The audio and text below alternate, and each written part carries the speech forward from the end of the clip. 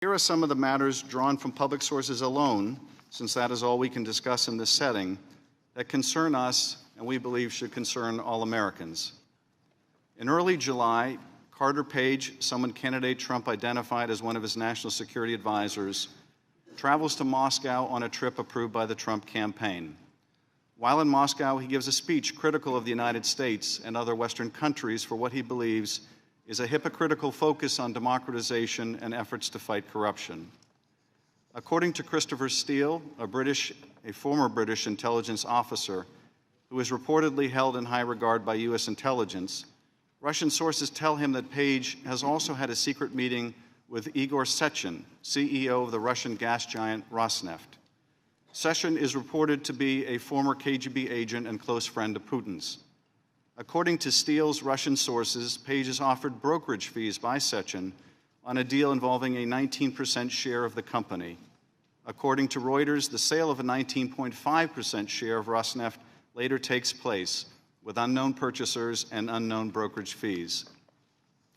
Also, according to Steele's Russian sources, the campaign is offered documents damaging to Hillary Clinton, which the Russians would publish through an outlet that gives them deniability, like WikiLeaks. The hacked documents would be in exchange for a Trump administration policy that de-emphasizes Russia's invasion of Ukraine and instead focuses on criticizing NATO countries for not paying their fair share, policies which, even as recently as the president's meeting last week with Angela Merkel, have now presciently come to pass. In the middle of July, Paul Manafort, the Trump campaign manager and someone who was long on the payroll of pro-Russian Ukrainian interests, attends the Republican Party convention. Carter Page, back from Moscow, also attends the convention. According to Steele, it was Manafort who chose Page to serve as a go-between for the Trump campaign and Russian interests. Ambassador Kislyak, who presides over a Russian embassy in which diplomatic personnel would later be expelled as likely spies, also attends the Republican Party convention and meets with Carter Page and additional Trump advisors J.D. Gordon and Walid Faris. It was J.D. Gordon who approved Page's trip to Moscow. Ambassador Kislyak also meets with Trump National Security Campaign Chair, and now Attorney General Jeff Sessions. Sessions would later deny meeting with Russian officials during his Senate confirmation hearing. Just prior to the convention, the Republican Party platform is changed, removing a section that supports the provision of lethal defensive weapons to Ukraine, an action that would be contrary to Russian interests. Manafort categorically denies involvement by the Trump campaign in altering the platform. But the Republican Party delegate who offered the language in support of providing defensive weapons to Ukraine states that it was removed at the insistence of the Trump campaign. Later, J.D. Gordon admits opposing the inclusion of the provision at the time it was being debated and prior to its being removed. Later in July, and after the convention, the first stolen emails detrimental to Hillary Clinton appear on WikiLeaks. A hacker who goes by the moniker Guccifer2 claims responsibility for hacking the DNC and giving the documents to WikiLeaks. But leading private cybersecurity firms, including Crowdstrike, Mandiant, and Threat Connect, review the evidence of the hack and conclude with high certainty that it was the work of APT-28 and APT-29, who are known to be Russian intelligence services. The U.S. intelligence community also later confirms that the documents were in fact stolen by Russian intelligence and Guccifer2 acted as a front. Also in late July, candidate Trump praises WikiLeaks, says he loves them, and openly appeals to the Russians to hack his opponents' emails, telling them that they will be richly rewarded by the press. On August 8th, Roger Stone, a longtime Trump political advisor and self-proclaimed political dirty trickster, boasts in a speech that he has communicated with Assange and that more documents would be coming, including an October surprise. In the middle of August, he also communicates with a Russian cutout Guccifer2 and authors a Breitbart piece denying Guccifer's links to Russian intelligence. Then later in August, Stone does something truly remarkable when he predicts that John Podesta's personal emails will soon be published.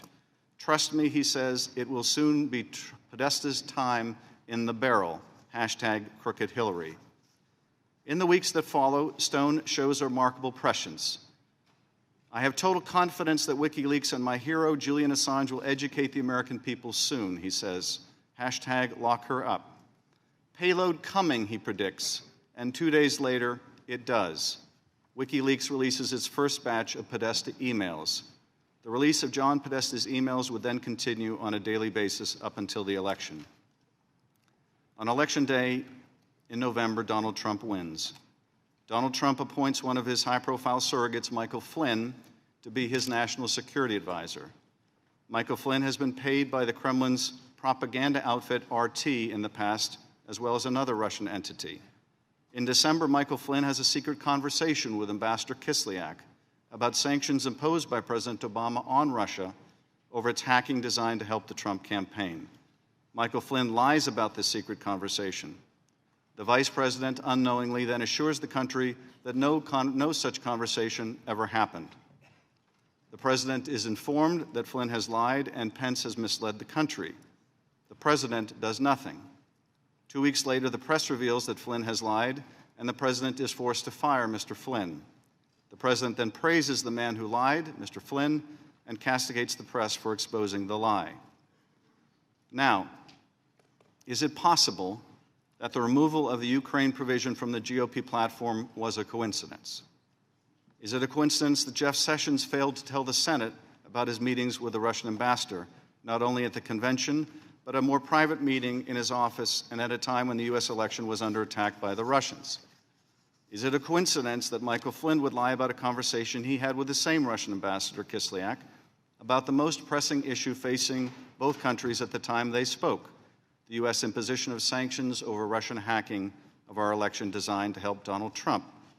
Is it a coincidence that the Russian gas company Rosneft sold a 19% share after former British intelligence officer Steele was told by Russian sources that Carter Page was offered fees on a deal of just that size? Is it a coincidence that Steele's Russian sources also affirmed that Russia had stolen documents hurtful to Secretary Clinton that it would utilize in exchange for pro-Russian policies that would later come to pass? Is it a coincidence that Roger Stone predicted that John Podesta would be a victim of a Russian hack and have his private emails published, and did so even before Mr. Podesta himself was fully aware that his private emails would be exposed? Is it possible that all of these events and reports are completely unrelated and nothing more than an entirely unhappy coincidence? Yes, it is possible. But it is also possible, maybe more than possible, that they are not coincidental, not disconnected, and not unrelated, and that the Russians use the same techniques to corrupt U.S. persons that they employed in Europe and elsewhere. We simply don't know, not yet, and we owe it to the country to find out.